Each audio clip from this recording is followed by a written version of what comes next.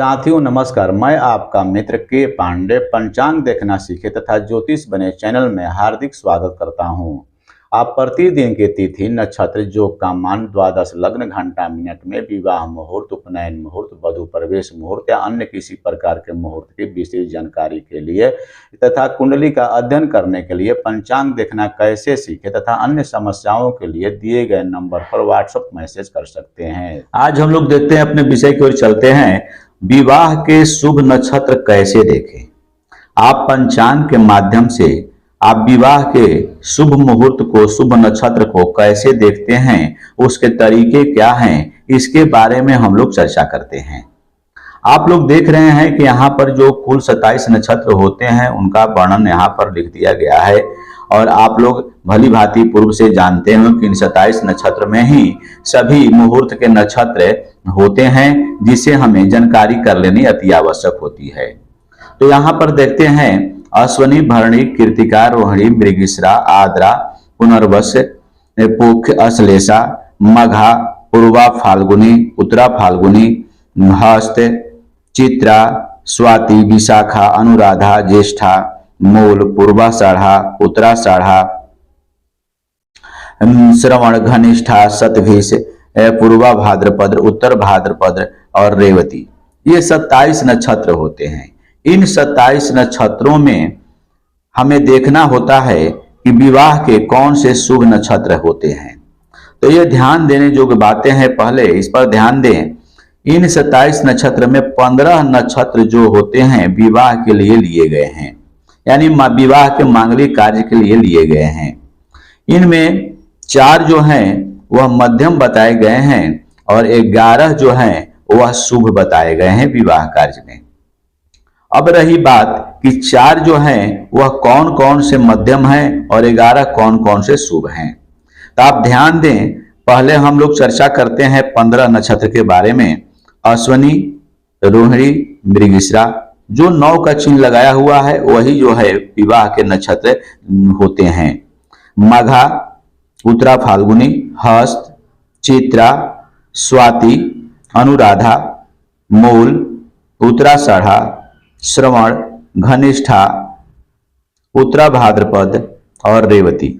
इन 15 नक्षत्रों में 4 नक्षत्र ऐसे होते हैं जो कि वो मध्यम बताए गए हैं, यानी अभाव में उनको लिया जाता है।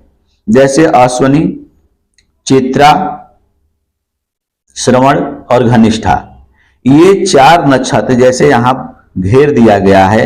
ये देखिए, ये नक्षत्र जो होते हैं ये मध्यम बताए गए हैं। इनमें न मिलने के बाद ही ऐसा कार्य करें। प्रायः ध्यान दें कि यदि हमें नक्षत्र मिल रहा है, 11 नक्षत्र से यदि मेरा काम चल रहा है तो उसी में ही आप विवाह करें। ये जो है मध्यम बताया गया है, उतना शुभ नहीं बताया गया है। रह गई बात कि 11 नक्षत्र कौन है। रोहिणी, मृगशिरा, मघा, उत्तरा फाल्गुनी, हस्त, स्वाति, अनुराधा, मूल, उत्तराषाढ़ा, उत्तरा भाद्रपद और रेवती।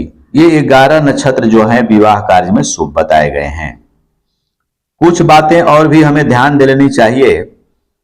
15 जनवरी से 15 मार्च तक विवाह का कार्य होता है, यानी 15 मार्च के कहने का मतलब हुआ कि 13 और 14 मार्च को खरमास की स्थिति पैदा हो जाती है, यानी खरमास प्रारंभ हो जाता है। उसी प्रकार 15 अप्रैल से, यानी 1 माह के बाद 13 या 14 अप्रैल को हमारा खरमास की समाप्ति होती है। उसके बाद पुनः विवाह कार्य का प्रारंभ हो जाता है, यानी मांगलिक कार्य हमारे प्रारंभ हो जाते हैं। यानी 15 अप्रैल लगभग मान लें, 15 अप्रैल से 15 जुलाई तक शुभ हैं तथा 15 नवंबर से 15 दिसंबर तक शुभ, अर्थात 6 माह, यानी 6 माह हुए। जैसे यहाँ पर देखें कि समझ लें कि 15 जनवरी से 15 मार्च 2 महीना हुए, 15 अप्रैल से 15 जुलाई तक ये 3 महीना, यानी 3 और 2 5 हो गए, और 15 नवंबर से 15 दिसंबर तक ये 1 माह हुए, यानी 6 माह, यानी पूरे वर्ष में 6 माह में विवाह के कार्य किए जाते हैं।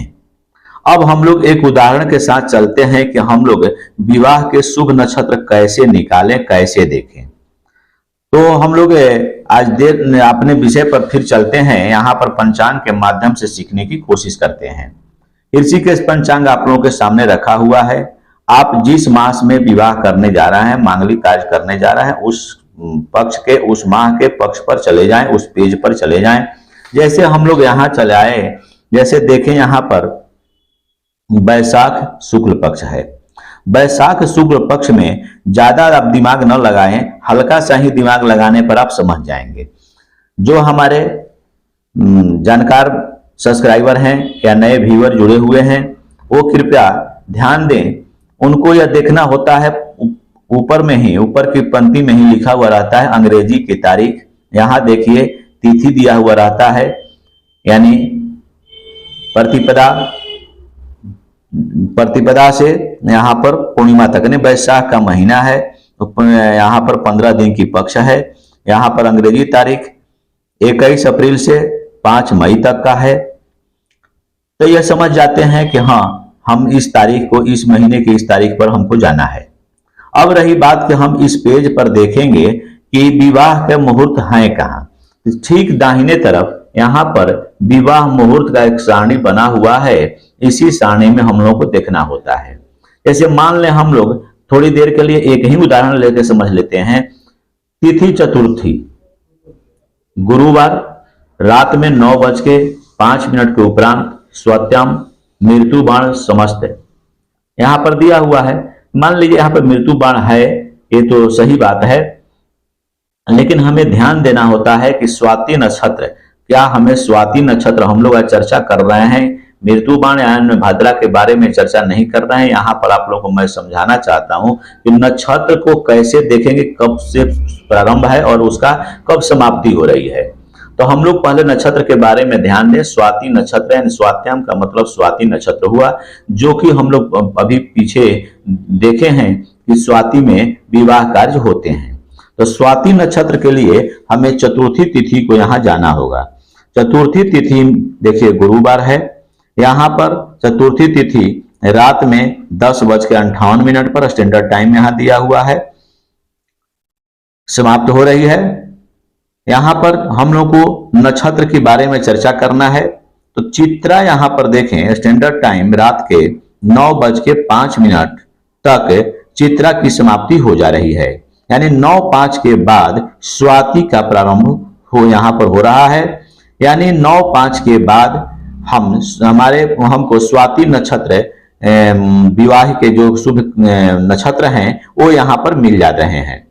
तो स्वाति नक्षत्र गुरुवार के दिन यानी चतुर्थी के दिन, चतुर्दशी के दिन 9:05 के बाद प्रारंभ हो रही है और पूर्णिमा के दिन यानी शुक्रवार को रात में 9:31 पर वो समाप्ति का समय यहाँ दिया हुआ है। इस प्रकार हम समझते हैं कि हमारा ये नक्षत्र जो है विवाह का, ये विवाह के नक्षत्र हमारे लिए शुभ हैं। और इस दिन हम देख रहे हैं कि चतुर्थी को यदि हम विवाह का कार्य करते हैं, सुमंगली का कार्य करते हैं, तो हमारे लिए उपयोगी होगा। परंतु यह ध्यान देना होगा कि 9:05 के बाद ही हमें स्वाति नक्षत्र का प्रारंभ हो रहा है। और मृत्युबाण इत्यादि के बारे में तो मैं पहले भी बताया हूं, पुनः बताने की कोशिश भी करूंगा। आप लोग कृपया इस वीडियो को देख रहे हैं तो कृपया ध्यान देकर देखें और समझें, ताकि आप लोगों को समस्याओं का समाधान हमारे इस वीडियो से मिल सके। आप यदि इससे संतुष्ट हो रहे हैं कि नहीं, पंचांग के माध्यम से बताया जा रहा है जिससे हमें लाभ प्राप्त हो रहा है, तो आप निश्चित ही लाइक, शेयर तथा सब्सक्राइब अवश्य करेंगे। जो हमारे नए व्यूअर देख रहे हैं वो लाइक अवश्य करेंगे, शेयर सब्सक्राइब जरूर करेंगे। अगले वीडियो में पुनः हम दूसरे नए विषय को लेकर उपस्थित हो रहे हैं। तब तक के लिए धन्यवाद। इसी प्रकार की धार्मिक जानकारी, मुहूर्त निकालने के तरीके एवं अन्य किसी प्रकार की जानकारी सीखना एवं जानना चाहते हैं तो हमारे चैनल को सब्सक्राइब करें। फिर अगले वीडियो में मिलते हैं। धन्यवाद।